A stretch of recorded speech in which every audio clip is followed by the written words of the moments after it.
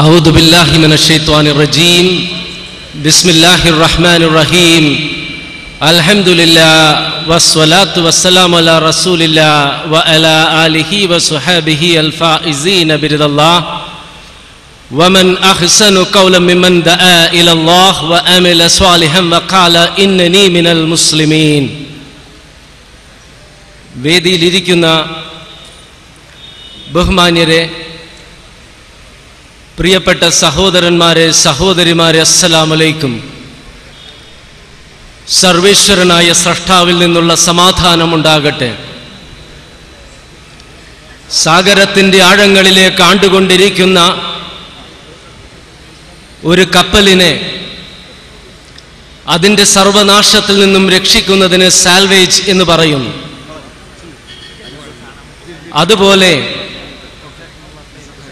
അവിശ്വാസത്തിൻ്റെയും അധർമ്മത്തിൻ്റെയും തിന്മയുടെയും ക്രൂരതയുടെയും സ്വാർത്ഥതയുടെയും എല്ലാം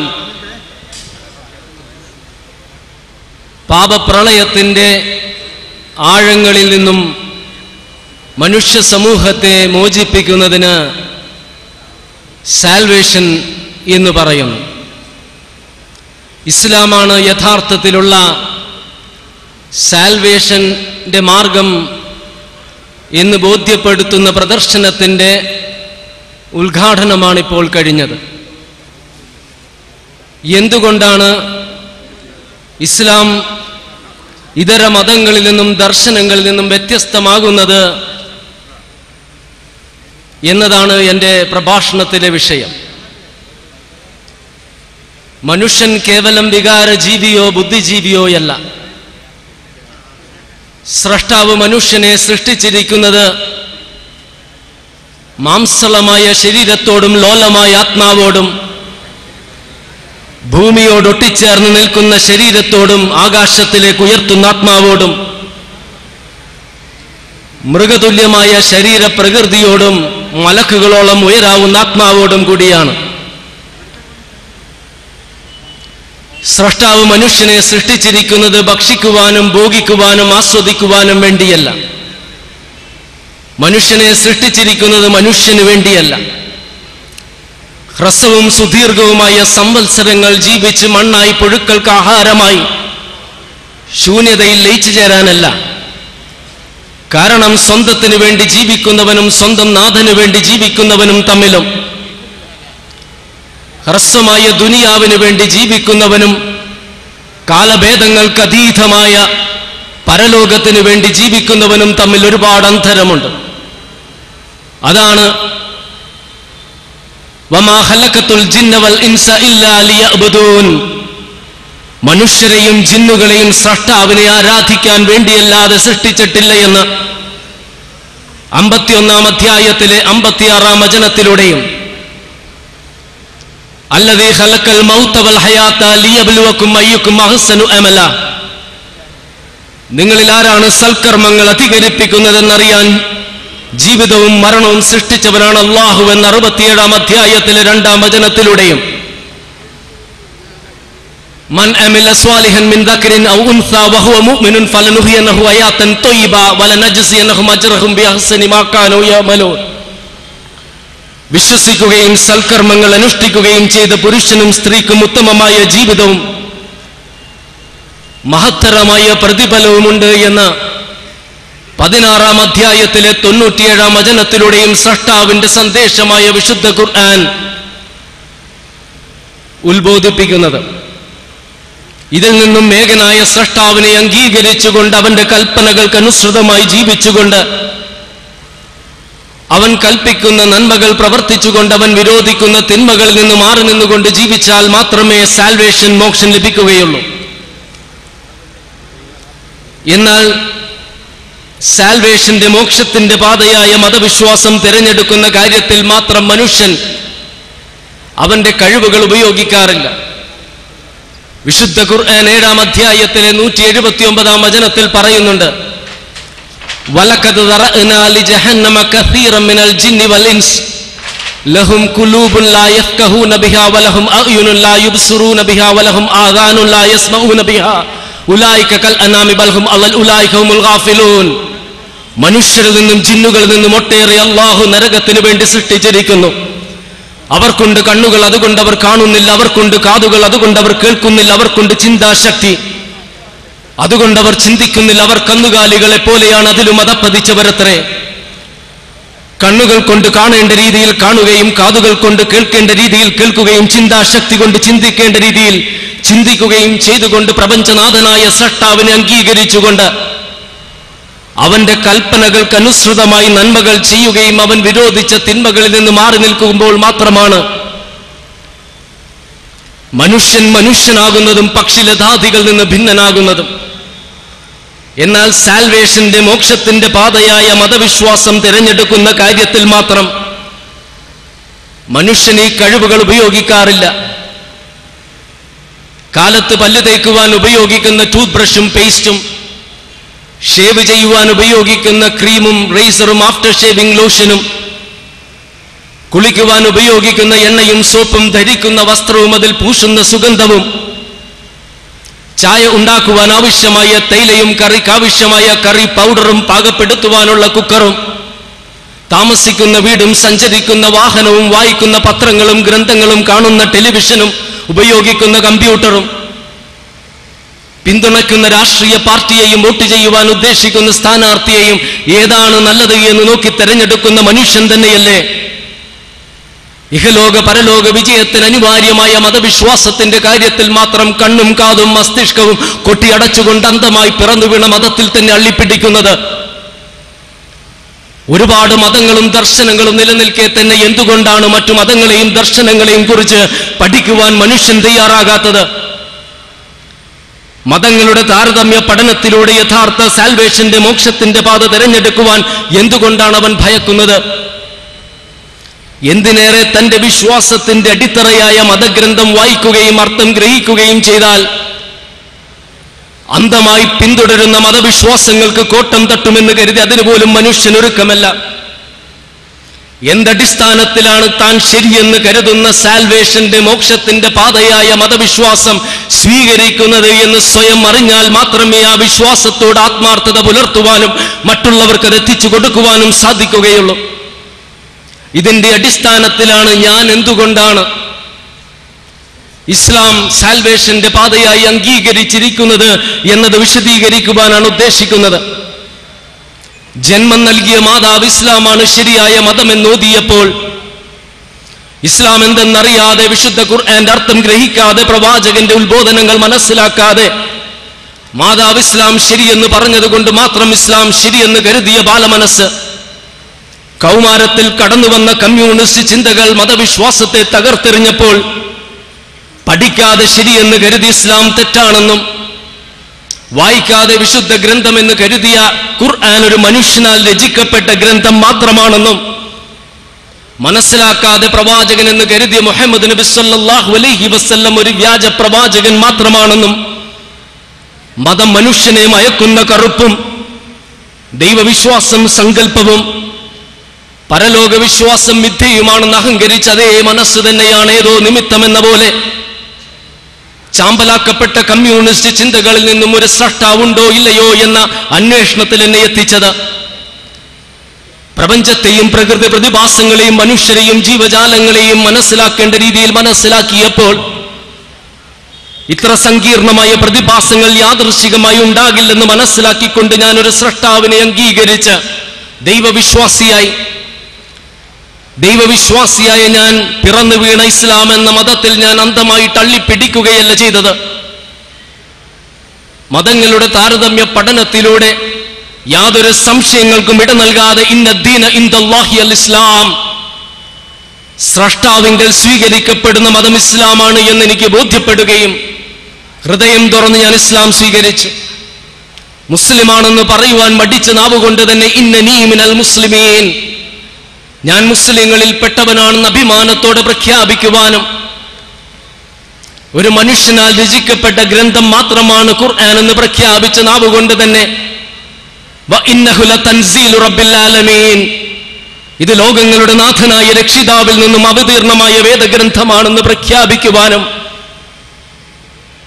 മുഹമ്മദ് നബി സല്ലല്ലാഹു അലൈഹി വസല്ലം ഒരു വ്യാജ പ്രവാചകനാണെന്ന് പറഞ്ഞ നാവുകൊണ്ട് തന്നെ മുഹമ്മദ് റസൂലുള്ളാഹ്, മുഹമ്മദ് നബി സല്ലല്ലാഹു അലൈഹി വസല്ലം അല്ലാഹുവിന്റെ പ്രവാചകനാണെന്ന് മാത്രമല്ല, മാനവ സമൂഹം ഇന്നുവരെയും ദർശിച്ചിട്ടുള്ളതിൽ വെച്ച് ഏറ്റവും മഹാനായ വ്യക്തിയാണെന്ന് ചരിത്രത്തിന്റെ അടിസ്ഥാനത്തിൽ വസ്തുതകളുടെ വെളിച്ചത്തിൽ ലോകത്തോട് വിളിച്ചു പറയുവാൻ സാധിച്ചതിന് അൽഹംദുലില്ലാഹ്, സർവസ്തുതിയും അല്ലാഹുവിനാണ്. ഒരു ഗ്രന്ഥശാലയിൽ ഒരു സ്ഫോടനം നടന്നാൽ യാദൃശ്ചികമായിട്ടൊരു നിസ്സാരമായ കഥ പോലും ഉണ്ടാകില്ലെന്നും, ഇരുമ്പും തുരുമ്പും കിടക്കുന്ന തുറസായ പ്രദേശത്തിലൂടെ ഇടിമിന്നലും കൊടുങ്കാറ്റും കടന്നുപോയാൽ യാദൃശ്ചികമായിട്ട് നിസ്സാരമായൊരു കവിത പോലും ഉണ്ടാകില്ലെന്നും,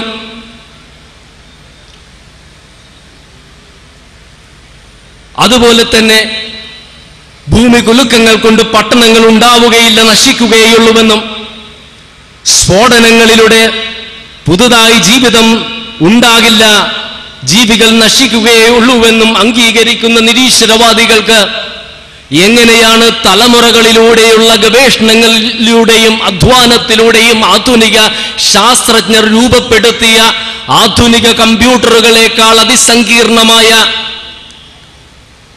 മസ്തിഷ്കവും തലമുറകളിലൂടെ ഒരുപാട് അധ്വാനത്തിന്റെയും ഗവേഷണത്തിന്റെയും ഫലമായിട്ട് ശാസ്ത്രജ്ഞർ രൂപപ്പെടുത്തിയ ആധുനിക ക്യാമറകളെക്കാൾ അതിസങ്കീർണമായ കണ്ണുകളും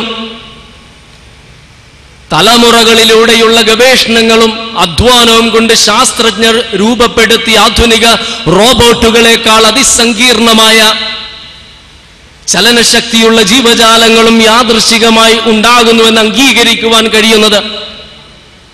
അതുകൊണ്ട് തന്നെ നിരീശ്വരവാദം അവസാനിപ്പിച്ചുകൊണ്ട് ഞാൻ ഈശ്വര വിശ്വാസം സ്വീകരിച്ചിട്ടുണ്ട് എങ്കിൽ ഞാൻ ചിന്തിച്ചിട്ടില്ല എന്ന് ആർക്കെങ്കിലും എന്നെ ആക്ഷേപിക്കുവാൻ കഴിയുമോ? യചക്ഷുഷാന പശ്യതിയേന ചശ്യം ക്ഷിപശ്യതി തദേവ ബ്രഹ്മത്വം വിദ്ദീനേദം യദിദമുപാസതേ യത് ശ്രോത്രേണ ന ശൃണോതിയേന ശ്രോത്രമിദം ശ്രുതം തദേവ ബ്രഹ്മത്വം വിദ്ദീനേദം യദിദമുപാസതേ.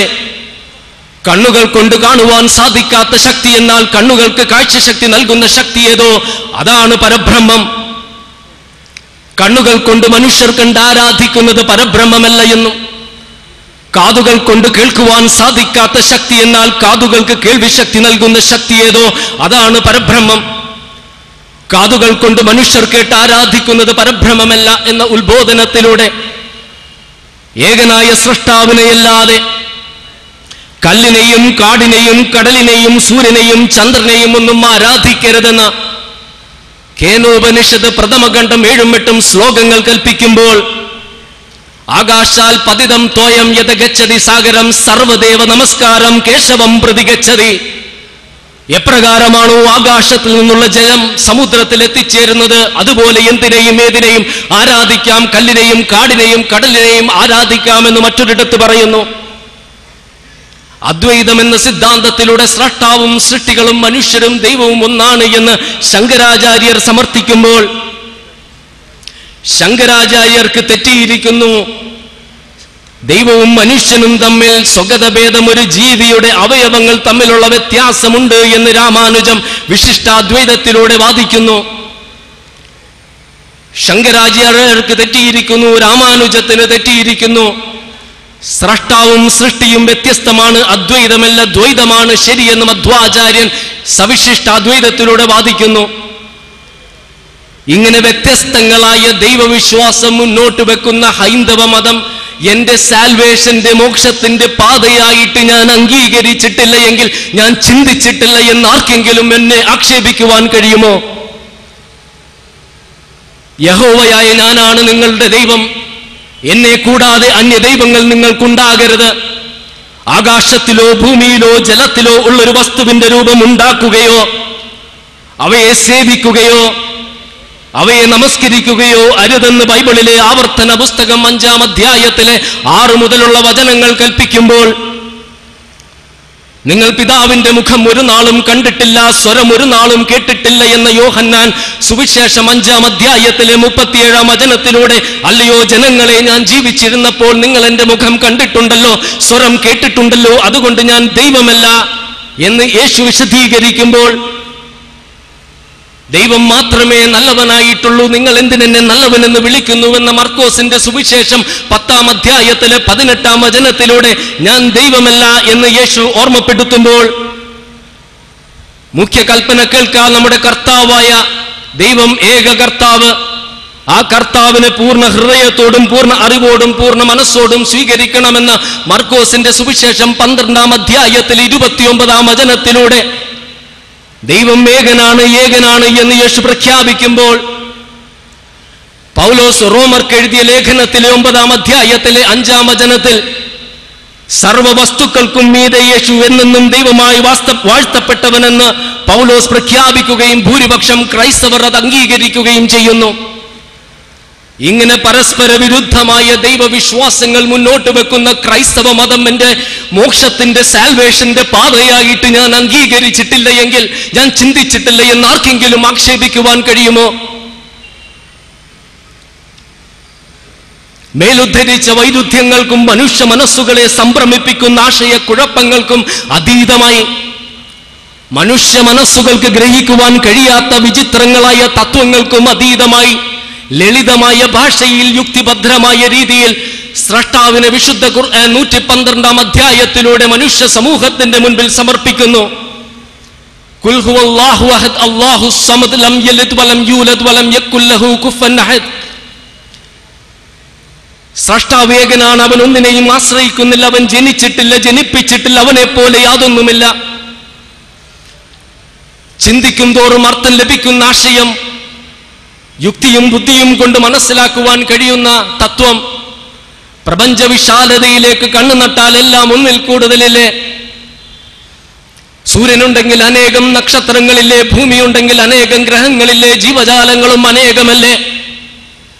എല്ലാത്തിന്റെയും അടിസ്ഥാന ഘടകമായ ആറ്റം പരമാണുവിലേക്ക് കടന്നു ചെന്നാൽ അതിൽ ഇലക്ട്രോണില്ലേ, പ്രോട്ടോണില്ലേ? അതിൻ്റെ ഉള്ളറകളിലേക്ക് കടന്നു ചെന്നാൽ കോർക്കില്ലേ, ആന്റി കോർക്കില്ലേ, വേവ്സ് ഇല്ലേ, പാർട്ടിക്കിൾസ് ഇല്ലേ? ഏകനായിട്ടുള്ളത് പ്രപഞ്ചത്തിന് അതീതനായ സ്രഷ്ടാവ് മാത്രം. രണ്ട് ദൈവം ഒന്നിനെയും ആശ്രയിക്കുന്നില്ല. ഈസാ നബി അലൈഹിസ്സലാം, ജീസസ് ക്രൈസ്റ്റ്, അതുപോലെ മുഹമ്മദ് നബി സല്ലല്ലാഹു അലൈഹി വസല്ലം, ശ്രീരാമൻ, ശ്രീകൃഷ്ണൻ എന്നിവർ ജീവിച്ചിരുന്നപ്പോൾ ഭക്ഷണം കഴിച്ചിരുന്നു, വായു ശ്വസിച്ചിരുന്നു, പല വസ്തുക്കളെയും ആശ്രയിച്ചിരുന്നു. അതുകൊണ്ട് അവരാരും ദൈവമല്ല. കാരണം ദൈവം ഒന്നിനെയും ആശ്രയിക്കാൻ പാടില്ല. ദൈവം ജനിച്ചിട്ടില്ല, ജനിപ്പിച്ചിട്ടുമില്ല. ആദം നബി അലൈഹിസ്സലാം ജനിച്ച വ്യക്തിയല്ലായിരുന്നുവെങ്കിൽ സന്താനമുണ്ടായിരുന്നു. ഈസാ നബി അലൈഹിസ്സലാം ഒരു മാതാവിന്റെ ഉദരത്തിലാണ് പിറന്നത്. മുഹമ്മദ് നബി സല്ലല്ലാഹു അലൈഹി വസല്ലം, ശ്രീരാമൻ, ശ്രീകൃഷ്ണൻ മുതലായവർക്ക് ജനിച്ചവരുമാണ്, അവർക്ക് സന്താനങ്ങളും ഉണ്ടായിരുന്നു. നാലാമതായിട്ട് ദൈവത്തെ പോലെ യാതൊന്നുമില്ല. അങ്ങനെ പ്രപഞ്ചത്തിന് അതീതനായ ആ സ്രഷ്ടാവിനെ മാത്രം ആരാധിക്കണമെന്ന യുക്തിഭദ്രമായ ദൈവവിശ്വാസം മുന്നോട്ട് വെക്കുന്ന ഇസ്ലാം സാൽവേഷന്റെ, മോക്ഷത്തിന്റെ പാതയായിട്ട് ഞാൻ അംഗീകരിച്ചെങ്കിൽ, ഞാൻ ചിന്തിച്ചിട്ടില്ല എന്ന് ആർക്കെങ്കിലും ആക്ഷേപിക്കുവാൻ കഴിയുമോ? കെട്ടിടം നിർമ്മിച്ച കെട്ടിടത്തിന്റെ നിർമ്മാതാവിന് കെട്ടിടത്തിന്റെ പ്രശ്നങ്ങൾ പഠിക്കാനായിട്ട് കെട്ടിടമായി ജനിക്കേണ്ടതില്ലെന്നും, കാർ നിർമ്മിച്ച കാറിന്റെ നിർമ്മാതാവിന് കാറിന്റെ പ്രശ്നങ്ങൾ പഠിക്കാനായിട്ട് കാറായി ജനിക്കേണ്ടതില്ലെന്നും, അതുപോലെ മനുഷ്യനെ സൃഷ്ടിച്ച സൃഷ്ടാവിന് മനുഷ്യന്റെ പ്രശ്നങ്ങൾ പഠിക്കാനായിട്ട് മനുഷ്യനായി ജനിക്കേണ്ടതില്ല എന്ന് മനസ്സിലാക്കിക്കൊണ്ട് ഞാൻ ദൈവാവതാര സങ്കല്പങ്ങളും ദൈവപുത്ര വിശ്വാസങ്ങളും നിരാകരിച്ചെങ്കിൽ ഞാൻ ചിന്തിച്ചിട്ടില്ല എന്ന് ആർക്കെങ്കിലും ആക്ഷേപിക്കുവാൻ കഴിയുമോ? ജീവനില്ലാത്ത വസ്തുക്കളായ ബിംബങ്ങളുടെ മുൻപിൽ വെക്കുന്ന ഭക്ഷണ പദാർത്ഥങ്ങളിൽ വന്നിരിക്കുന്ന ഈച്ചയെ അട്ടിയോടിക്കുവാൻ ആ ബിംബങ്ങൾക്ക് സാധിക്കുന്നില്ല. ആ ബിംബങ്ങളെ ആരാധിക്കുന്നതല്ല യുക്തി, മറിച്ച് ആ ഈച്ചയുടെ സൃഷ്ടാവായ ആ ദൈവത്തെ ആരാധിക്കുന്നതാണ് യുക്തി എന്നെന്റെ ബുദ്ധിയും യുക്തിയും എന്നെ ബോധ്യപ്പെടുത്തുമ്പോൾ ഞാൻ ബിംബാരാധന തെറ്റാണ് എന്ന് പ്രഖ്യാപിച്ചിട്ടുണ്ട് എങ്കിൽ ഞാൻ ചിന്തിച്ചിട്ടില്ല എന്ന് ആർക്കെങ്കിലും എന്നെ ആക്ഷേപിക്കുവാൻ സാധിക്കുമോ?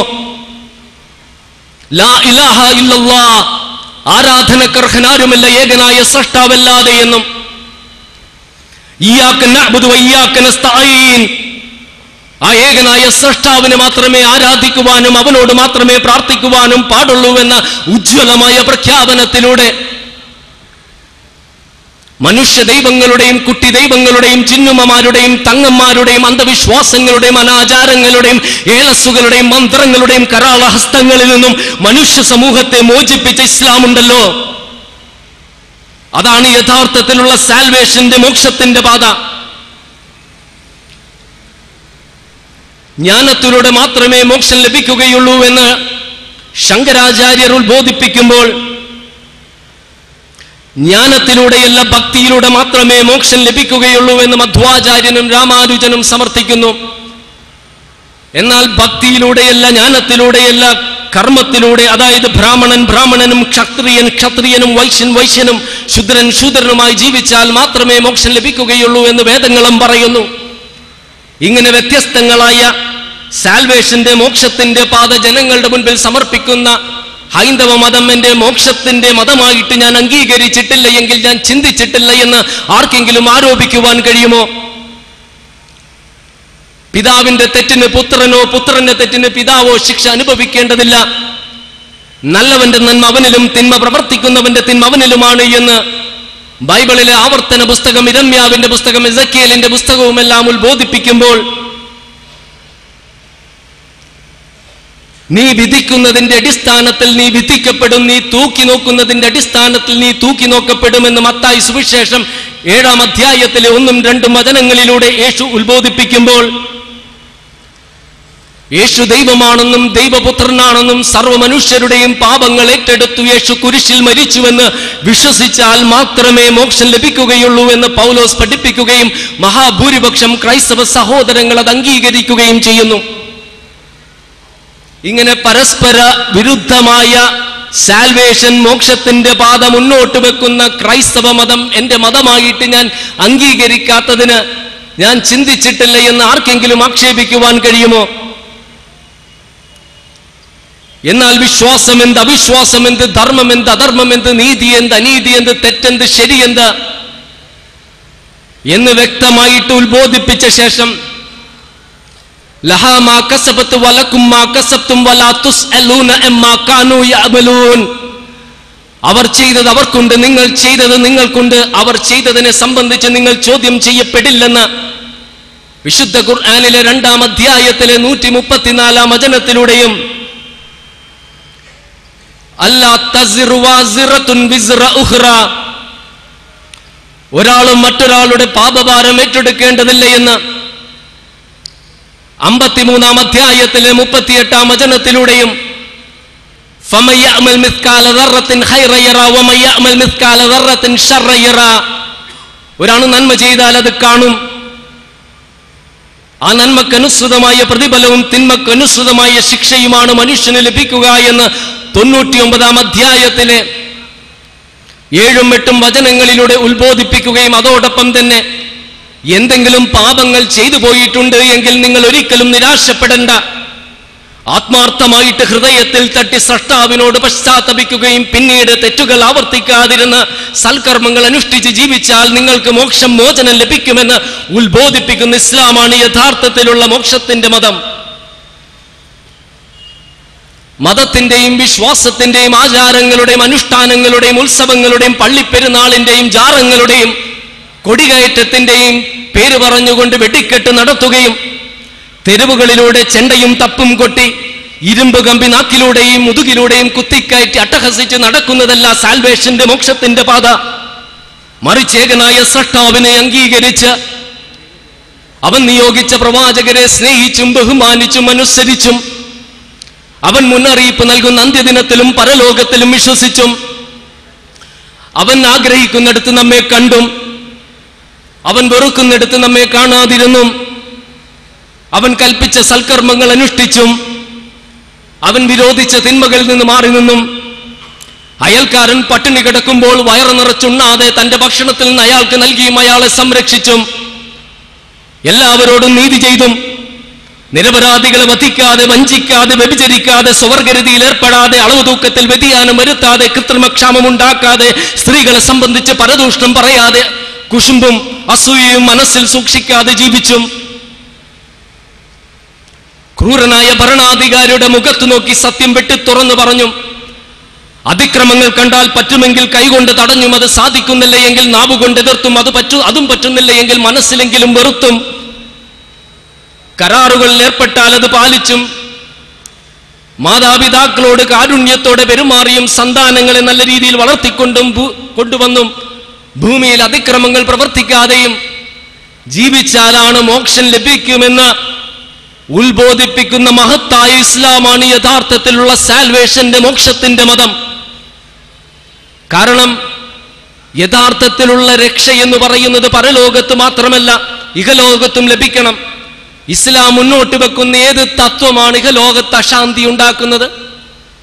കാരണം ഇസ്ലാം നീതിയുടെ മതമാണ്. നീതിയില്ല എങ്കിൽ, സമതുലിതാവസ്ഥ ഇല്ല എങ്കിൽ ഒരുപാട് അപകടങ്ങൾ ഉണ്ടാക്കും. മനുഷ്യനും പ്രവാചകനുമായ യേശുവിനെ ദൈവമാക്കുക വഴി ക്രൈസ്തവരും സ്രഷ്ടാവും സൃഷ്ടികളും ഒന്നാണെന്നും എല്ലാത്തിനെയും ആരാധിക്കാമെന്ന് ഉത്ബോധിപ്പിക്കുക വഴി ഹൈന്ദവ മതവും സ്രഷ്ടാവിനോട് അനീതി പ്രവർത്തിക്കുന്നു. എന്നാൽ ഏകനായ സ്രഷ്ടാവിനെ മാത്രമേ ആരാധിക്കുവാനും അവനോട് മാത്രമേ പ്രാർത്ഥിക്കുവാനും പാടുള്ളൂ എന്ന് ഉത്ബോധിപ്പിക്കുക വഴി ഇസ്ലാം സ്രഷ്ടാവിനോട് നീതി പുലർത്തുന്നു. യേശു ദൈവമാണെന്നും ദൈവപുത്രനാണെന്നും മനുഷ്യരുടെ പാപങ്ങൾ മുഴുവനും ഏറ്റെടുത്തുകൊണ്ട് യേശു കുരിശിൽ മരിച്ചുവെന്ന് വിശ്വസിച്ചാൽ അങ്ങനെ വിശ്വസിക്കുന്നവരുടെ പാപങ്ങൾ മുഴുവനും യേശു ഏറ്റെടുക്കുന്നു എന്ന് ഉത്ബോധിപ്പിക്കുകയും അതുകൊണ്ട് പാപങ്ങൾ മുഴുവനും ഏറ്റെടുക്കുവാൻ യേശു ഉള്ളപ്പോൾ പാപങ്ങൾ ചെയ്താൽ കുഴപ്പമില്ല എന്ന പ്രതീതിയുണ്ടാക്കിയ ക്രൈസ്തവ മതം മോക്ഷത്തോട്, സാൽവേഷനോട് അനീതി പ്രവർത്തിക്കുന്നു. മുൻജന്മത്തിൽ താൻ ചെയ്തത് നന്മക്കാണ് ഈ ജന്മത്തിൽ അനുഗ്രഹങ്ങൾ ആസ്വദിക്കുന്നതെന്നും മുൻജന്മത്തിൽ താൻ ചെയ്തത് തിന്മക്കാണ് ഈ ജന്മത്തിൽ ദുരന്തങ്ങൾ പേറുന്നതെന്നും പുനർജന്മ സിദ്ധാന്തത്തിലൂടെ വിശദീകരിക്കുവാൻ പരാജയപ്പെടുകയും മുൻജന്മ പാപത്തിന്റെ ഫലമാണ് ഈ ജീവിതം, അതുകൊണ്ട് ഈ ജീവിതത്തിൽ സ്വാതന്ത്ര്യമില്ല എന്നെല്ലാം ഉത്ബോധിപ്പിക്കുന്ന ഹൈന്ദവ മതവും സാൽവേഷനോട്, മോക്ഷത്തോട് അനീതി പ്രവർത്തിക്കുന്നു. എന്നാൽ ഞാൻ നേരത്തെ സൂചിപ്പിച്ചതുപോലെ വ്യക്തമായിട്ട് നന്മതിന്മകൾ മനുഷ്യ സമൂഹത്തിന്റെ മുൻപിൽ വെച്ചിട്ട് നന്മക്കനുസൃതമായ പ്രതിഫലവും തിന്മക്കനുസൃതമായ ശിക്ഷയുമാണ് മനുഷ്യന് എന്ന് ഉത്ബോധിപ്പിക്കുക വഴി ഇസ്ലാം മോക്ഷത്തോട് നീതി പുലർത്തുന്നു.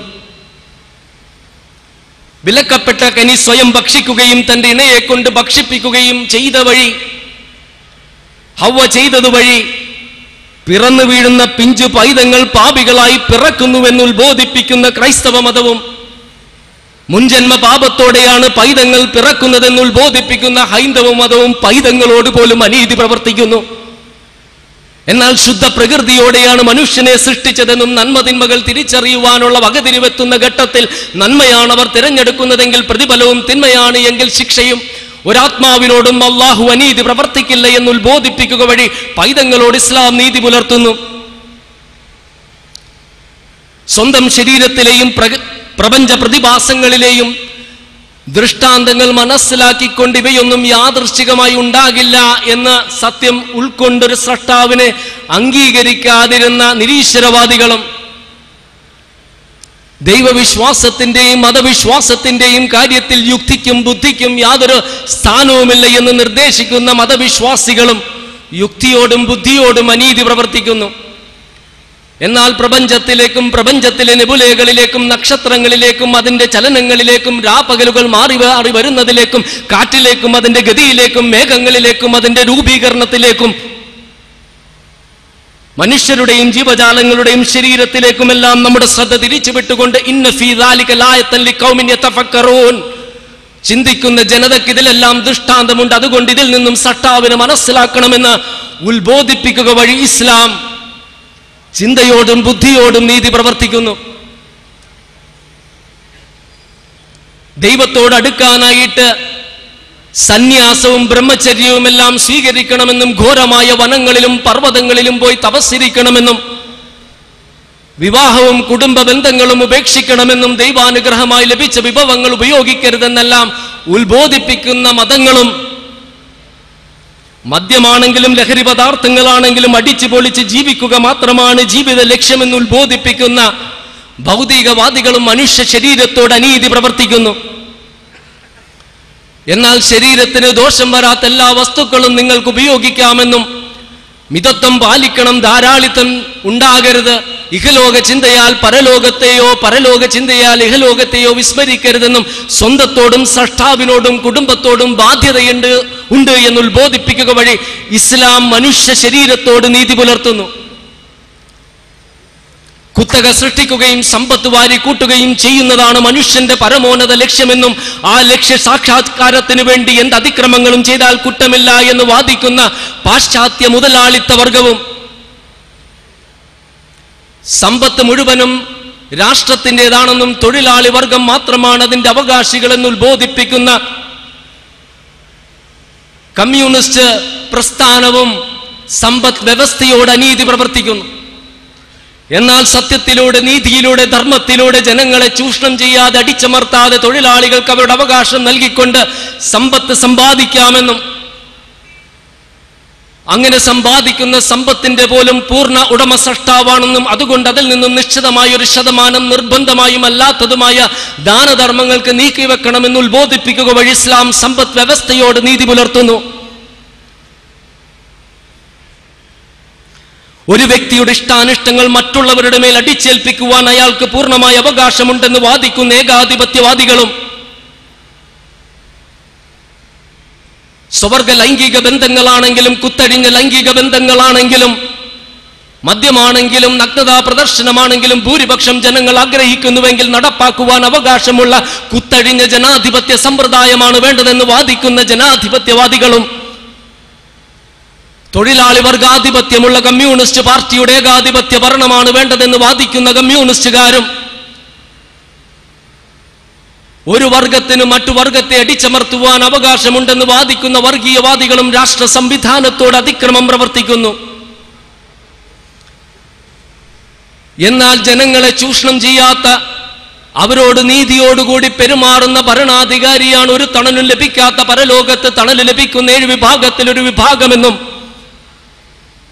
ജനങ്ങളെ ചൂഷണം ചെയ്യുന്ന, അടിച്ചമർത്തുന്ന ഭരണാധികാരികൾ നരകത്തിലാണെന്നും ക്രൂരനായ ഭരണാധികാരിയുടെ മുഖത്ത് നോക്കി സത്യം വെട്ടിത്തുറന്ന് പറയുന്നതാണ് ജിഹാദ് എന്നും ഉത്ബോധിപ്പിക്കുന്ന ഇസ്ലാം രാഷ്ട്ര സംവിധാനത്തോട് നീതി പുലർത്തുന്നു. വെളുത്തവരെ മനുഷ്യരായി ഗണിക്കാത്ത കറുത്തവരും കറുത്തവരെ കൊന്നൊടുക്കണമെന്ന് വാശി പിടിക്കുന്ന വെളുത്തവരും ഞങ്ങൾ ഉയർന്ന ജാതിക്കാരാണെന്ന വിഡ്ഢി സ്വപ്നത്തിൽ ജീവിക്കുന്ന ഭാരതത്തിലെ ബ്രാഹ്മണരും സർബ് മേധാവിത്വമാണ് വേണ്ടതെന്ന് വാദിക്കുന്ന യുഗോസ്ലാവിയയിലെ സർബുകളും ആര്യമേധാവിത്വമാണ് വേണ്ടതെന്ന് വാദിക്കുന്ന ജർമ്മനിയിലെ നാസികളുമെല്ലാം മനുഷ്യ സമൂഹത്തോട് അനീതി പ്രവർത്തിക്കുന്നു.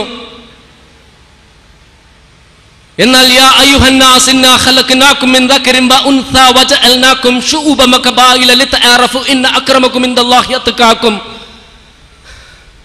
അല്ലയോ മനുഷ്യരെ, നിങ്ങളെ ഒരു പുരുഷനിൽ നിന്നും സ്ത്രീയിൽ നിന്നും സൃഷ്ടിച്ചിരിക്കുന്നു. വർഗങ്ങളും ഗോത്രങ്ങളും ആക്കിയിരിക്കുന്നത് പരസ്പരം തിരിച്ചറിയുന്നതിന് വേണ്ടി മാത്രമെന്ന വിശുദ്ധ ഖുർആനിലെ 49-ാം അധ്യായത്തിലെ 13-ാം വചനത്തിലൂടെ ഇസ്ലാം മനുഷ്യവർഗത്തോട് നീതി പുലർത്തുന്നു. ബന്ധത്തിന്റെ പേരിൽ സ്വന്തം ബന്ധുവിനോടും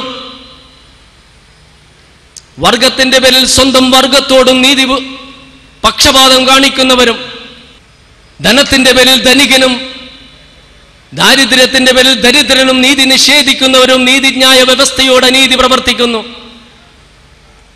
എന്നാൽ യാ അയ്യുഹല്ലദീന ആമനൂ കൂനൂ ഖവ്വാമീന ബിൽ ഖിസ്തി ശുഹദാഅ ലില്ലാഹ് വലൗ അലാ അൻഫുസികും വബിൽ വാലിദൈനി വൽ അഖ്റബീൻ ഇൻ യകുൻ ഗനിയ്യൻ ഫഖീറൻ ഫല്ലാഹു അവ്ലാ ബിഹിമാ ഫലാ തതബിൽ ഹവാ അൻ തഅദിലു. അല്ലയോ സത്യവിശ്വാസികളെ, അല്ലാഹുവിന് സാക്ഷികൾ എന്ന നിലയിൽ നിങ്ങൾ നീതി ചെയ്യുക.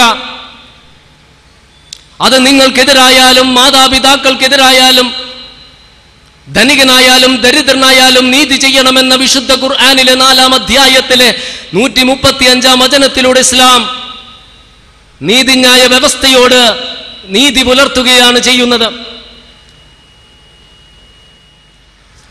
സർവദോഷങ്ങളോടുകൂടിയാണ് സ്ത്രീകൾ പിറക്കുന്നതെന്നും പെൺകുഞ്ഞിന് മാത്രം ജന്മം നൽകുന്ന മാതാവിന് ഉപേക്ഷിക്കാമെന്നും സ്ത്രീകൾക്ക് അനന്തരാവകാശ സ്വത്തിന് അർഹതയില്ല എന്നും പെൺകുട്ടിയായാലും യുവതിയായാലും വൃദ്ധയായാലും വീട്ടിലെ ചെറിയ കാര്യങ്ങൾ പോലും ചെയ്യുവാൻ അവർക്ക് അവകാശമില്ലെന്നും ഭർത്താവ് സദാചാര ശൂന്യനും അധർമ്മത്തിൽ മുഴുകി ജീവിക്കുന്നവനാണെങ്കിലും ദൈവത്തെ പോലെ കരുതണമെന്നും ഭർത്താവ് മരിച്ച ഭാര്യ ശിരസ് മുണ്ടനം ചെയ്ത് വെളുത്ത വസ്ത്രം ധരിച്ച് ഒരു നേരത്തെ ആഹാരം മാത്രം കഴിച്ച് നരകതുല്യമായി ജീവിക്കണമെന്നും എന്നാൽ ഭാര്യ മരിച്ച ഭർത്താവിന് ചിതക്ക് തീ കൊളുത്തി ഉടനെ തന്നെ വിവാഹം കഴിക്കാമെന്നുമെല്ലാം ഉത്ബോധിപ്പിക്കുന്ന ദർശനം സ്ത്രീകളോട് അനീതി പ്രവർത്തിക്കുന്നു. വിലക്കപ്പെട്ട കനി സ്വയം ഭക്ഷിക്കുകയും തന്റെ ഇണയെ കൊണ്ട് ഭക്ഷിപ്പിക്കുകയും ചെയ്തവളാണ് സ്ത്രീ എന്നും, മനുഷ്യ സമൂഹത്തിലേക്ക് പാപം കടന്നു വരുവാൻ കാരണക്കാരിയായവളാണെന്നും, പാപത്തിന്റെ കവാടങ്ങൾ തുറന്നു കൊടുത്തുകൊണ്ട് ദൈവപുത്രൻ എന്ന് പറയപ്പെടുന്ന യേശുവിന്റെ ക്രൂശീകരണത്തിന് കാരണക്കാരിയായവളാണെന്നും, ദൈവശാപത്തിനും കോപത്തിനും പാത്രമായവളാണെന്നും, അതുകൊണ്ട് വേദനയോടെ സന്താനങ്ങളെ പ്രസവിക്കണമെന്നും, അവളുടെ ആഗ്രഹം പുരുഷന്റേതാകുമെന്നും, പുരുഷൻ അവളെ ഭരിക്കുമെന്നും, ആൺകുട്ടിയുണ്ട് എങ്കിൽ പെൺകുട്ടിക്ക് സ്വത്തിൽ അവകാശമില്ല എന്നും, അനന്തരാവകാശ സ്വത്തിന് അർഹതയില്ല എന്നും, വിവാഹമോചനത്തിന് സ്വാതന്ത്ര്യമില്ല എന്നും, സ്ത്രീകളെ വിവാഹം കഴിക്കാതിരിക്കലാണ് ഉത്തമമെന്നുമെല്ലാം ഉത്ബോധിപ്പിക്കുന്ന മതഗ്രന്ഥവും സ്ത്രീകളോട് അനീതി പ്രവർത്തിക്കുന്നു. എന്നാൽ ഒരേ ആത്മാവിൽ നിന്നാണ് പുരുഷനും സ്ത്രീയും സൃഷ്ടിക്കപ്പെട്ടതെന്ന് വിശുദ്ധ ഖുർആനിലെ 4-ാം അധ്യായത്തിലെ 1-ാം വചനത്തിലൂടെയും, സന്താനങ്ങളുടെ പേരിൽ മാതാക്കൾ ദ്രോഹിക്കപ്പെടരുത് എന്ന് 2-ാം അധ്യായത്തിൽ 233-ാം വചനത്തിലൂടെയും, പെൺകുഞ്ഞിന്റെ ജന്മം സന്തോഷ വാർത്തയാണെന്ന് 16-ാം അധ്യായത്തിലെ 58-ാം വചനത്തിലൂടെയും, ദാരിദ്ര്യത്തെ ഭയന്ന് നിങ്ങൾ സന്താനങ്ങളെ വധിക്കരുത് എന്ന് 17-ാം അധ്യായത്തിലെ 31-ാം വചനത്തിലൂടെയും, അങ്ങനെ വധിക്കുന്ന മാതാപിതാക്കൾക്ക് കഠിനമായ ശിക്ഷയുണ്ടെന്ന് 81-ാം അധ്യായത്തിലെ 8-ഉം 9-ഉം വചനങ്ങളിലൂടെയും, തൊഴിലെടുക്കുവാനും തൊഴിലിലൂടെ സമ്പാദിച്ച സമ്പാദ്യം സ്വതന്ത്രമായി കൈകാര്യം ചെയ്യുവാൻ സ്ത്രീകൾക്ക് അവകാശമുണ്ട് എന്ന് 4-ാം അധ്യായത്തിലെ 32-ാം വചനത്തിലൂടെയും, സ്ത്രീകളെ അനന്തര സ്വത്തായി ബലാത്കാരമായി എടുക്കരുത് എന്ന് 4-ാം അധ്യായത്തിലെ 19-ാം വചനത്തിലൂടെയും, വിവാഹ സമയത്ത് വിവാഹമൂല്യം പുരുഷൻ സ്ത്രീക്കാണ് നൽകേണ്ടതെന്ന് 4-ാം അധ്യായത്തിലെ 4-ാം വചനത്തിലൂടെയും,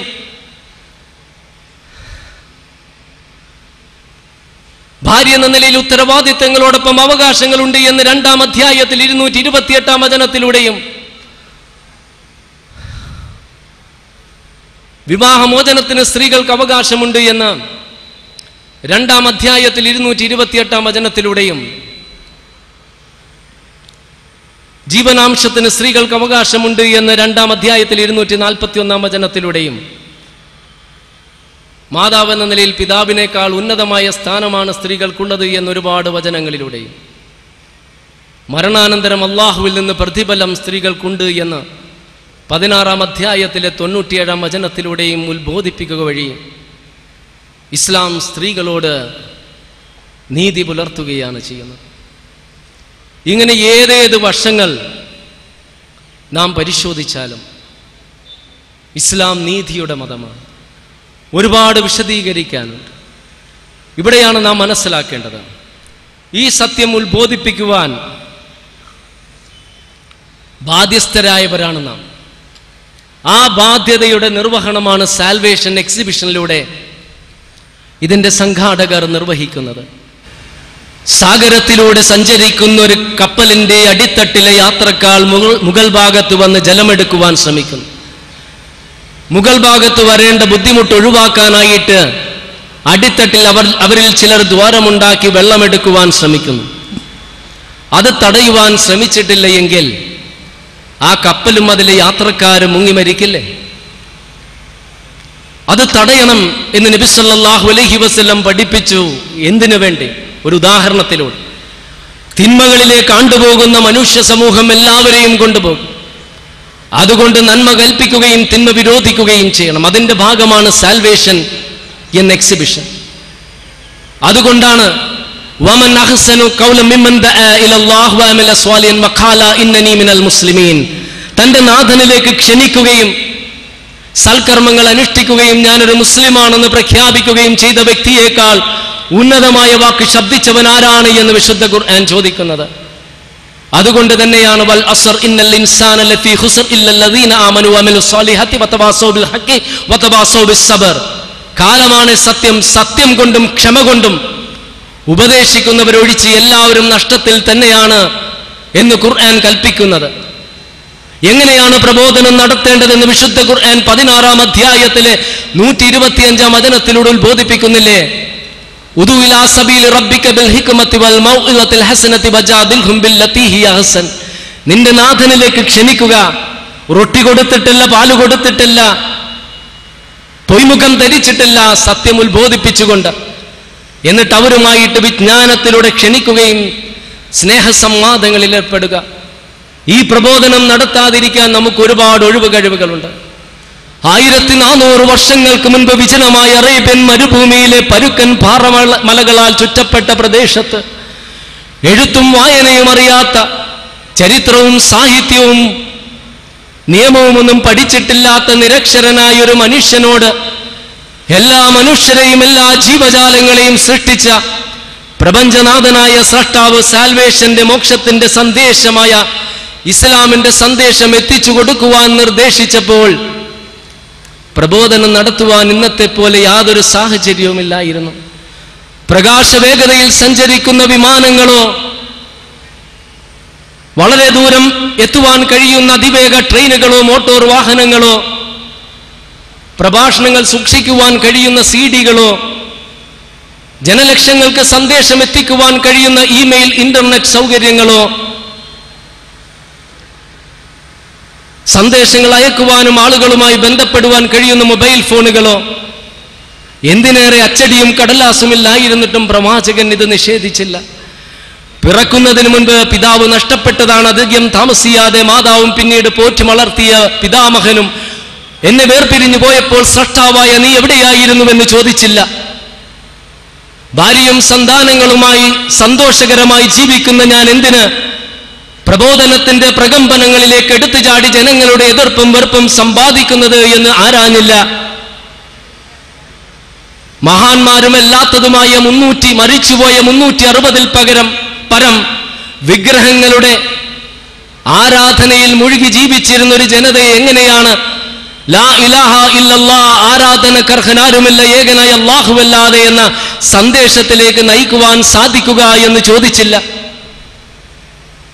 അധാർമികതയുടെ ആഴങ്ങളിൽ ആണ്ടുകിടന്ന ഒരു സമൂഹത്തെ എങ്ങനെയാണ് പരിവർത്തിപ്പിക്കുവാൻ സാധിക്കുക എന്ന് സംശയം പ്രകടിപ്പിച്ചില്ല. ഒരു മതം എന്ന നിലയിൽ ഇസ്ലാം ഒന്നുമല്ലായിരുന്ന കാലത്ത് ഹൃദയം നിറയെ വിശ്വാസവുമായിട്ട് ജനങ്ങളുടെ എതിർപ്പും വെറുപ്പും നാനാതരം പീഡനങ്ങളും നേരിട്ടുകൊണ്ട് പ്രബോധന പ്രവർത്തനങ്ങൾക്ക് ഇറങ്ങുകയും ഒറ്റയാൻ പ്രസ്ഥാനമായി ആരംഭിച്ചത് 23 വർഷങ്ങൾ കഴിഞ്ഞ് അദ്ദേഹം ഈ ലോകത്തോട് വേർപിരിയുന്ന സന്ദർഭത്തിൽ ലക്ഷങ്ങൾ കവിയുകയും ഇന്ന് 100 കോടി കഴിഞ്ഞ് ലോകത്തിന്റെ പ്രഥമ മതത്തിന്റെ സ്ഥാനത്തിലേക്ക് കുതിച്ചുകൊണ്ടിരിക്കുന്നു. ഒട്ടകത്തിന്റെ പുറത്തും കാൽനടയായും പ്രബോധനം നടത്തിയ പ്രവാചകനും അനുയായികളും ഒരു വശത്ത്, എല്ലാ സൗകര്യങ്ങളും ഉണ്ടായിട്ടും പ്രബോധനം നടത്താത്ത ഞാനും നിങ്ങളും മറുവശത്ത്, തലയറുക്കാൻ കൊലവിളിയുമായിട്ട് വീടിന്റെ ചുറ്റും രാത്രി മുഴുവനും ഉറക്കമൊഴിഞ്ഞ് കാവൽ നിന്ന കൊലയാളികളുടെ ഊരിപ്പിടിച്ച വാളുകളുടെ മുൻപിൽ നിന്നും ആത്മാർത്ഥ സുഹൃത്തായ അബൂബക്കർ റളിയല്ലാഹു അൻഹു ഒരുമിച്ച് രക്ഷപ്പെട്ട് സൗർ ഗുഹയിൽ ഇരിക്കുമ്പോൾ ഇരനഷ്ടപ്പെട്ട ഈറ്റപ്പുലികളുടെ ആക്രോശത്തോടെ പാഞ്ഞെടുത്ത കൊലയാളികളുടെ കൂർത്ത കുന്തമുനകൾ കൊച്ചുഗുഹയുടെ അടുത്ത് പ്രത്യക്ഷപ്പെട്ടിട്ടും പതറാതെ മൂന്നാമതായി അള്ളാഹു നമ്മോടൊപ്പമുള്ളപ്പോൾ എന്തിനു നാം ഭയക്കുന്നു എന്ന് പറഞ്ഞുകൊണ്ട് പ്രബോധനം നടത്തിയ പ്രവാചകനും അനുയായികളും ഒരു വശത്ത്, രക്തം ചീന്തേണ്ടതില്ലാത്ത, അനാഥകളെ വിട്ടേച്ചു പോകേണ്ടതില്ലാത്ത, വിധവകളെ സൃഷ്ടിക്കേണ്ടതില്ലാത്ത, യുദ്ധം ചെയ്യേണ്ടതില്ലാത്ത പ്രബോധന സ്വാതന്ത്ര്യമുള്ള ഭരണഘടനയുടെ കീഴിൽ ജീവിച്ചിട്ടും ബാധ്യത നിർവഹിക്കാത്ത ഞാനും നിങ്ങളും മറുവശത്ത്, സാമൂഹിക കുടുംബപരമായ ബഹിഷ്കരണങ്ങൾ കാരണം വിജനമായ പ്രദേശത്ത് പട്ടിണിയും പരിവട്ടവും പേറി ദാരിദ്ര്യവും കഷ്ടപ്പാടും സഹിച്ച് രോമം കരിക്കുന്ന വേനലിന്റെ കൊടും ചൂടിനെയും ശരീരത്തിലേക്ക് തുളഞ്ഞു കയറുന്ന ശരത്കാല മഞ്ഞിന്റെ ആ ക്രൂരതയെയുമെല്ലാം അവഗണിച്ചുകൊണ്ട് പ്രബോധനം നടത്തിയ പ്രവാചകൻ എവിടെ? ആധുനിക മുസ്ലിങ്ങൾ എവിടെ? ഈ ബാധ്യത നാം നിർവഹിക്കണം. ക്രൈസ്തവർ നിങ്ങളുടെ അടുത്ത് വന്ന് നിർവഹിക്കുമ്പോൾ അവരോട് നമുക്ക് പറയുവാൻ സാധിക്കണം, യേശുവിൻ്റെ യഥാർത്ഥ അനുയായികൾ ഞങ്ങളാണ് എന്ന്. അവരോട് നമുക്ക് പറയുവാൻ സാധിക്കണം, യേശു ഏകനായ സ്രഷ്ടാവിനെ മാത്രം ആരാധിക്കാൻ പറഞ്ഞു, ഞങ്ങൾ അങ്ങനെ ആരാധിക്കുന്നു, നിങ്ങൾ ആരാധിക്കുന്നില്ല. പിതാവ്, പുത്രൻ, പരിശുദ്ധാത്മാവ്. നന്മക്കനുസൃതമായ പ്രതിഫലവും തിന്മക്കനുസൃതമായ ശിക്ഷയുമാണ് മനുഷ്യന് എന്ന് യേശു പഠിപ്പിച്ചു. ഞങ്ങളും അങ്ങനെ വിശ്വസിക്കുന്നു. എന്നാൽ ക്രൈസ്തവർ കുരിശുമരണത്തിലും ആദിഭാവ സിദ്ധാന്തത്തിലും വിശ്വസിക്കുന്നു. യേശു നെറ്റിത്തടം നിലത്ത് മുട്ടിച്ച് പ്രാർത്ഥിച്ചു. നാം മുസ്ലിങ്ങളും അങ്ങനെ പ്രാർത്ഥിക്കുന്നു, ക്രൈസ്തവർ അങ്ങനെ പ്രാർത്ഥിക്കാറില്ല. മറ്റുള്ളവരെ കാണുമ്പോൾ യേശു സമാധാനം ഉണ്ടാകട്ടെ എന്ന് പറഞ്ഞിരുന്നു, നാം അങ്ങനെ പറയുന്നു, ക്രൈസ്തവർ പറയാറില്ല. യേശു പരിച്ഛേദനമേറ്റു, നാമും അത് സ്വീകരിക്കുന്നു, ക്രൈസ്തവർ അത് സ്വീകരിക്കാറില്ല.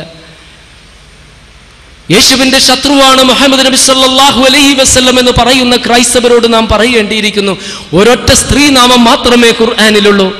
അത് നബി സല്ലല്ലാഹു അലൈഹി വസല്ലമിന്റെ മാതാവിന്റെയോ സഹോദരിയുടെയോ പുത്രിയുടെയോ അല്ല, പുത്രിയുടെയോ മാതാവിന്റെയോ ഭാര്യയുടെയോ അല്ല, മറിച്ച് യേശുവിന്റെ മാതാവായ മറിയത്തിൻ്റെതാണ്. മറിയത്തിന് നൽകിയിട്ടുള്ള സ്ഥാനമോ وَإِذْ قَالَتِ الْمَلَائِكَةُ يَا مَرْيَمُ إِنَّ اللَّهَ اصْطَفَاكِ وَطَهَّرَكِ وَاصْطَفَاكِ عَلَى النِّسَاءِ الْعَالَمِينَ. അള്ളാഹു പറഞ്ഞ സന്ദർഭം ഓർക്കുക, മറിയമേ, നിന്നെ അള്ളാഹു തെരഞ്ഞെടുക്കുകയും ശുദ്ധീകരിക്കുകയും ചെയ്തിരിക്കുന്നു ലോക സ്ത്രീകളിൽ ഏറ്റവും ശ്രേഷ്ഠതയുള്ള സ്ത്രീയായി. നിങ്ങളൊന്ന് ചിന്തിക്കുക, അവരോട് നമുക്ക് പറഞ്ഞു കൊടുക്കേണ്ടിയിരിക്കുന്നു. അന്നത്തെ ഒരു സന്ദർഭം, ലോക സ്ത്രീകളിൽ ഏറ്റവും ശ്രേഷ്ഠതയുള്ള സ്ത്രീ എന്ന് അള്ളാഹു വിശേഷിപ്പിച്ച മറിയം പിഞ്ചു പൈതലായ യേശുവിനെ കയ്യിലെടുത്തുകൊണ്ട് യഹൂദരുടെ മുൻപിൽ വന്ന സന്ദർഭം നിങ്ങളൊന്ന് ചിന്തിക്കുക. എവിടെ നിന്നാണ് ഈ കുഞ്ഞ് എന്ന് ചോദിക്കുന്നവരോട് എന്ത് മറുപടി പറയും? അള്ളാഹു നൽകിയെന്ന് പറയുമോ? നിങ്ങളുടെ പ്രിയപ്പെട്ട ആരെങ്കിലും ഒരു പെൺകുട്ടി നിങ്ങളുടെ അടുത്ത് കയ്യിൽ കുഞ്ഞുമായിട്ട് വന്നിട്ട് അള്ളാഹു നൽകിയെന്ന് പറഞ്ഞാൽ നിങ്ങൾ അംഗീകരിക്കുമോ? അത് തന്നെയല്ലേ അന്നത്തെ യഹൂദരുടെയും സ്ഥിതി? എന്താണ് ആ സന്ദർഭം? ആ വിശുദ്ധ ഖുർആന്റെ ശൈലി അമാനുഷികതയുടെ ഉദാഹരണമാണ്. ചൂണ്ടിക്കാണിക്കുന്നു പിഞ്ചു പൈതലായ യേശുവിന്റെ നേരെ. ആ പൈതൽ സംസാരിച്ചുകൊണ്ട് അള്ളാഹുവിന്റെ ദൂതനാണെന്ന് പ്രഖ്യാപിച്ചുകൊണ്ട് സ്വന്തം മാതാവിന്റെ അഭിമാനം ലോകത്തിന്റെ മുൻപിൽ ഉയർത്തിപ്പിടിക്കുന്നു. യോഹന്നാൻ സുവിശേഷ പ്രകാരം യേശു ചെയ്തതായി പറയുന്ന ആദ്യ അത്ഭുതം വിവാഹ സദസ്സിൽ വീഞ്ഞുണ്ടാക്കിയതാണ്. ഇത് പറഞ്ഞു കൊടുക്കണ്ടേ? 6 മാസങ്ങൾക്ക് മുൻപ് കേരളത്തിലൊരു പ്രദേശത്ത് കുറെ ക്രൈസ്തവ പുരോഹിതർ, ഉന്നത പുരോഹിതരാണ്, ഇസ്ലാമിനെ സംബന്ധിച്ച് അറിയണമെന്ന് പറഞ്ഞ് എന്നെ ക്ഷണിച്ചു. ഞാനും ഇവിടുത്തെ 1-2 സുഹൃത്തുക്കളുമായിട്ട് പോയി. ഇസ്ലാമിനെ സംബന്ധിച്ച് പറയുന്നതോടൊപ്പം തന്നെ അവർക്ക് അവരുടെ ബൈബിള് തുറന്ന് വെച്ചിട്ട് ബൈബിൾ പഠിപ്പിച്ചു കൊടുത്തു. അവസാനം ഒരു ഡോക്ടറേറ്റ് എടുത്ത ഒരാൾ ഒരു ചോദ്യം ചോദിച്ചു, നിങ്ങൾ പറയുന്നു ഇസ്ലാമിൽ പൗരോഹിത്യമില്ല എന്ന്, പുരോഹിതരില്ലാതെ എങ്ങനെയാണ് നിങ്ങളുടെ മതം നിലനിൽക്കുക? ഞാൻ ചോദിച്ചു, ഒരു കുഞ്ഞ് പിറക്കുമ്പോൾ പുരോഹിതൻ ഇസ്ലാമിന് വേണ്ട.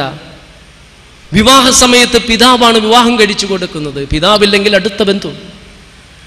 മരണസമയത്ത് പിതാവ് മരിച്ചാൽ മകൻ നമസ്കാരത്തിന് നേതൃത്വം കൊടുക്കണം, മകൻ മരിച്ചാൽ പിതാവ്. ഞങ്ങളുടെ ആരാധനാലയങ്ങളിലും ആർക്കറിവുണ്ട് അവർക്ക് നേതൃത്വം കൊടുക്കാം. ഇടനിലക്കാരില്ലാതെ സ്രഷ്ടാവിനോട് പ്രാർത്ഥിക്കുവാൻ കഴിയുന്ന സാൽവേഷന്റെ, മോക്ഷത്തിന്റെ ഉന്നതമായ മതമല്ല ഇസ്ലാം. ഗർഭപാത്രത്തിൽ നിന്നും ഖബറിലേക്കുള്ള യാത്ര ഹ്രസ്വമാണ്. ആ ഹ്രസ്വമായ ദൂരത്തിനുള്ളിൽ എങ്ങനെയാണ് നാം ജീവിക്കുന്നത്, അതിൻ്റെ അടിസ്ഥാനത്തിലാണ് നമുക്ക് മോക്ഷം ലഭിക്കുന്നത്. സാധാരണ ഒരു മയ്യത്ത് കാണുമ്പോൾ നമ്മുടെ മനസ്സുകളിലേക്ക് ആദ്യം ഓടിയെത്തുന്നത് മയ്യത്തല്ല, നമ്മെയാണ് നാം സങ്കല്പിക്കാറ്. നമ്മെപ്പോലെ അട്ടഹസിച്ചിരുന്നു, വിനോദിച്ചിരുന്നു. അവസാനം നിശ്ചലമായി കിടക്കുകയാണ്. നമുക്കും പോകേണ്ടതാണ്. ആ ഖബറിന്റെ അന്ധകാരത്തിൽ നിന്നാണ് ജീവിതം ആരംഭിക്കുന്നത്. യാദർശികമായിട്ട് ഞാൻ വാക്കുവാനിടയായ ഒരു നോട്ടീസിലെ സംഭവം വിശദീകരിച്ചുകൊണ്ട് ഞാൻ അവസാനിപ്പിക്കാം. നമസ്കാരമൊന്നുമില്ലാത്തൊരാൾ ഓഫീസിൽ നിന്നും തിരിച്ചു വരുന്നു. അദ്ദേഹത്തിൻ്റെ മനസ്സിൽ കാണേണ്ട ടെലിവിഷൻ പ്രോഗ്രാമുകളെ സംബന്ധിച്ച് മാത്രമായിരുന്നു ചിന്ത. വീട്ടിലെത്തി ഒരു മൂളിപ്പാട്ടും പാടി ഫ്രിഡ്ജ് തുറന്ന് ശീതളപാനീയം കുടിച്ച് തലയിൽ എണ്ണയും തേച്ച് കുളിക്കുവാനായിട്ട് കുളിമുറിയിലേക്ക് പോകുമ്പോൾ കോളിംഗ് ബെല്ലിൽ ശബ്ദം കേൾക്കുന്നു.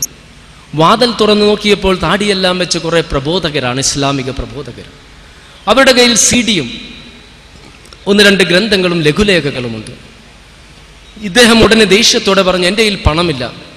അവർ പറഞ്ഞു, സൗജന്യമാണ്, വായിച്ചിട്ട് കണ്ടിട്ടും തിരിച്ചു തന്നാൽ മതി. ദേഷ്യത്തോടെ അദ്ദേഹം പറഞ്ഞു, എനിക്ക് സമയമില്ല.